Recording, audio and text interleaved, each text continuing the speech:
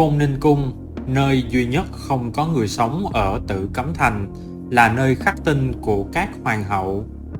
Tử Cấm Thành, Bắc Kinh, Trung Quốc là hệ thống cung điện của 24 vị hoàng đế dưới triều đại nhà Minh và nhà Thanh. Tử Cấm Thành có tổng diện tích 720.000 m². Đây là hệ thống công trình cổ hoàn chỉnh và được bảo quản toàn vẹn nhất tại Trung Quốc. Với diện tích khổng lồ của Tử Cấm Thành, từng có nhiều cuộc tranh luận nổ ra để xem công trình này có bao nhiêu căn phòng.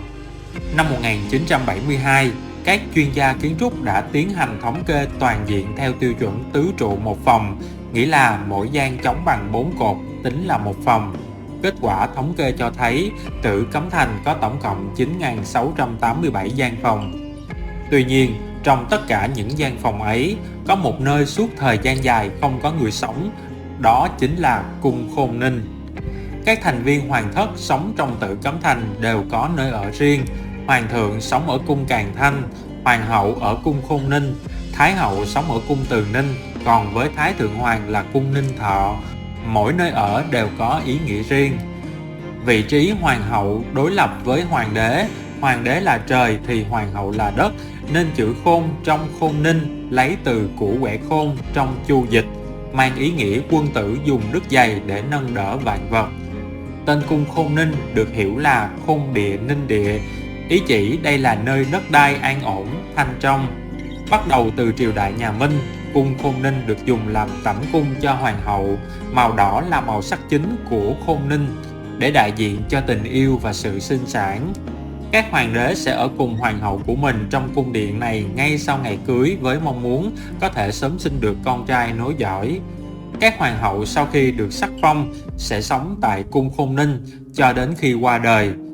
Nếu hoàng hậu chuyển ra khỏi cung thì thường là hai lý do. Một là hoàng đế đã băng hà, hoàng hậu chuyển đến cung thái hậu ở, hoặc là trường hợp xấu hơn là khi hoàng hậu bị phế vị.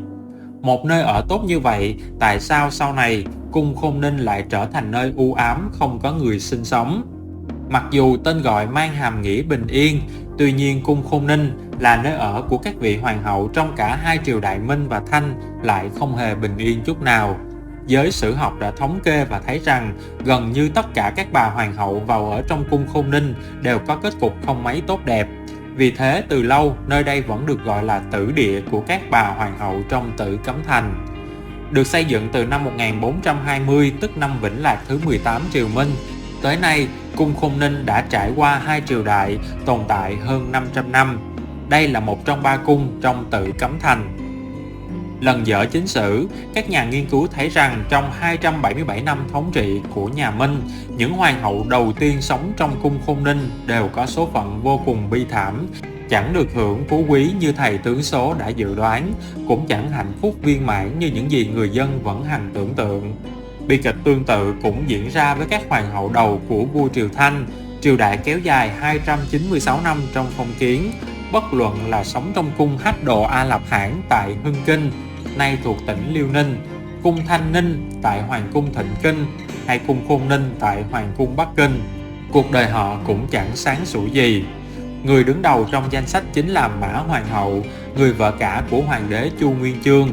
Mã Thị là người Túc Châu, tức thành phố Túc Châu, tỉnh An Huy ngày nay. Do mẹ mất sớm, cha của Mã Thị đã gửi con gái mình cho một người bạn là Quách Tử Hưng nhờ nuôi dưỡng. Khi Chu Nguyên Chương còn là thuộc hạ dưới quyền của Quách, thấy Chu Nguyên Chương có tương lai, Quách đã gả Mã Thị cho họ Chu. Sau khi cuộc khởi nghĩa thành công, Chu Nguyên Chương xưng đế đã lập Mã Thị lên làm hoàng hậu, gọi là Mã Hoàng hậu. Mã Thị vốn là phụ nữ lớn lên ở nông thôn, không được học hành. Tuy nhiên, kinh qua khổ nạn và những năm tháng chiến tranh, Mã Thị nổi tiếng là người nhân từ, có trí tuệ và thích đọc sách.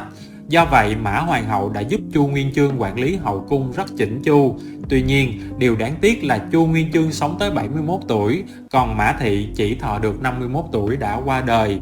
Điều đó có nghĩa là bà sống ít hơn chồng tới 20 năm. Tới thời các hoàng hậu đầu tiên của 12 vị hoàng đế thời nhà Thanh, số phận của họ cũng bi thảm chẳng kém. Hoàng hậu Hách Xá Lý Thị thời đại đế Khang Hy Huyền Diệp đã đột ngột qua đời sau khi sinh hạ một quý tử cho vua. Khi ấy bà mới 22 tuổi. Dẫu rằng hai người kết hôn khi Khang Hy mới 12 tuổi và mối lương duyên giữa họ bị đánh giá là vì mục đích chính trị, nhưng tình cảm mà Khang Hy dành cho người vợ đầu tiên của mình quả rất sâu đậm. Đau khổ vì sự ra đi đột ngột của bà, hoàng đế đã nghỉ lâm triều đến tận 5 ngày để lo chuyện hậu sự cho hách xá Lý Thị.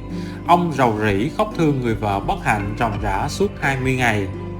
Hoàng hậu Ô Lạp Na Lập Thị thời vua Ung Chính Dận Chân được phong làm hoàng hậu năm Ung Chính thứ nhất, tức năm 1723, nhưng tới năm Ung Chính thứ 9, tức năm 1731 thì qua đời, kết thúc một kiếp người khi chưa tận hưởng phú quý, quyền uy dài lâu như mong đợi. Chịu chung số phận với những bà hoàng bất hạnh kể trên là Hỷ Tháp Tịch Thị thời vua Gia Khánh. Năm thứ hai sau khi được sắc phong ngôi hậu, bà đột ngột qua đời, quả là không có phúc phận. Trong khi ấy, sau khi Hỷ Tháp Tịch xuống cõi tuyền đài, Gia Khánh Đế vẫn sống tiếp 24 năm nữa. Bi kịch tứ bất tiêu biểu nhất của Hoàng hậu Triều Thanh. Hoàng đế và Hoàng hậu Triều Thanh chỉ ở Khôn Ninh Cung đúng một đêm vào hôm động phòng hoa chúc. Vậy hôn lễ hoàng gia được tiến hành cụ thể như thế nào? Theo sách điển lễ Đại hôn Hoàng đế Quang Tự, quy trình tổ chức hôn lễ cho Hoàng đế Đại Thanh thực ra không quá cầu kỳ. Hôn nhân của Hoàng đế Quang Tự là cuộc hôn nhân bất hạnh tiêu biểu nhất của các hoàng đế Minh, Thanh. Hoàng đế nhà Thanh thường kết hôn bắt đầu từ 14 tuổi, nhưng hôn sự của Hoàng đế Quang Tự lại liên tục bị trì hoãn đến năm ông 19 tuổi. Chính thất của ông chính là Diệp Hách Na Lạp Thị, lớn hơn ông 3 tuổi. Na Lạp Thị vốn không phải ý trung nhân của ông, nhưng dưới sức ép của Từ Hy Thái hậu, ông đã lập Na Lạp Thị làm hoàng hậu. Chuyên gia Tề Cát Tường cho biết, theo lịch sử Trung Quốc, lễ đại hôn của Quang Tự suýt không thành vì một vụ hỏa hoạn bất ngờ phát sinh. Vào đêm ngày 15 tháng 12, năm Quang Tự thứ 14, tức đêm 16 tháng 1 năm 1889, Tử Cấm Thành đột nhiên xảy ra vụ hỏa hoạn lớn, khiến Thái Hòa Môn trước điện Thái Hòa bị bén lửa và bị thiêu rụi. Hoàng hậu vào ngày đại hôn sẽ được đưa từ phía Nam sang phía Bắc và lần lượt đi qua 5 cửa lớn, đó chính là Đại Thanh Môn, Thiên An Môn, Đoan Môn, Ngọ Môn và cuối cùng là Thái Hòa Môn. Vụ hỏa hoạn xảy ra vào đêm 15 tháng 12 âm lịch, trong khi hôn lễ của Quang Tự được định vào ngày 27 tháng Giêng, tức chỉ còn cách hơn 40 ngày. Muốn tu sửa một cửa lớn như thế thì dù đẩy nhanh tiến độ như thế nào cũng không thể kịp ngày hôn lễ, nhưng Kiệu Hoa lại không thể không đi qua cửa này. Người trong cung lúc này rơi vào tình huống cái khó ló cái khôn, nên đã dùng giấy dựng nên một cửa lớn ngay tại nền đất Thái Hòa Môn vốn bị thiêu rụi. Cho nên cửa được dùng giấy đắp có thể đại diện cho kiến trúc cũ. Ông Tề nói, hôn lễ của Hoàng đế Quang Tự là hôn lễ long trọng nhất, danh tiếng vang dội nhất trong các hôn lễ của Hoàng đế hai triều Minh, Thanh. Tuy nhiên, hôn lễ của Quang Tự lại được coi là bi kịch tứ bất, tức 40, nổi tiếng trong lịch sử Trung Quốc. Trong tứ bất thì có tới 3 điều liên quan tới Khôn Ninh Cung. Điều này có nghĩa là gì?